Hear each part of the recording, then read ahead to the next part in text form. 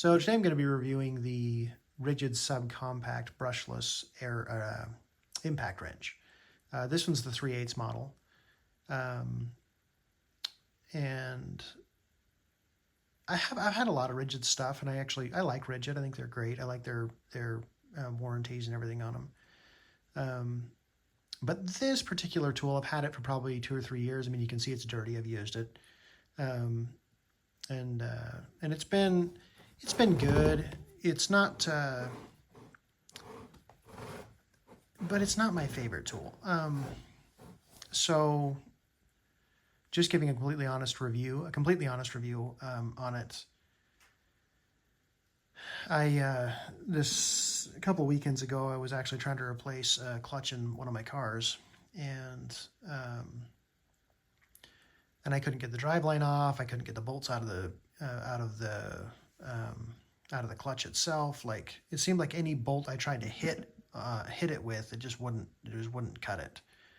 And so it's supposed to be rated. It's 3,000 inch-pounds, which is 250 foot-pounds. It's funny they put it that way, but yeah, it's 250 foot-pounds of torque. And so none of the bolts that I was pulling off should have been more than 100 foot-pounds. And so you'd figure it double that, more than double, at 250 foot-pounds, I should have been able to pull those off easily. Yeah, it's actually kind of frustrating. Seems like anytime I go to use it, it doesn't do exactly what I need it to do. It just doesn't have quite the power that I need. And maybe that's because it's the subcompact model. I've not used the full, like the big model. I don't know what you call that one. But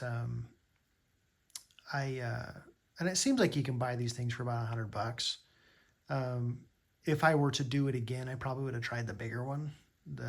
Not the 1/2-inch drive, but the one that's the one that's not the subcompact model. I don't know what that one's called. But yeah, I liked the idea of it being kind of small and easy to use, but that's just I don't know, it just doesn't have the power that I hoped it would. Another thing about it that one thing I do like and don't like at the same time is the modes on it. For the modes, I like the auto mode. So for those that haven't used auto mode, when you hit the auto, if you're taking a bolt off, if you can get a bolt off with it, but when you hit the auto mode, when it backs out, it stops spinning. So it doesn't like fly off and fly across the garage. And so I do like that feature. One thing I don't like about this one is the dang modes. Like, when you try to push that button, like it seems like it takes a lot of pressure to change it.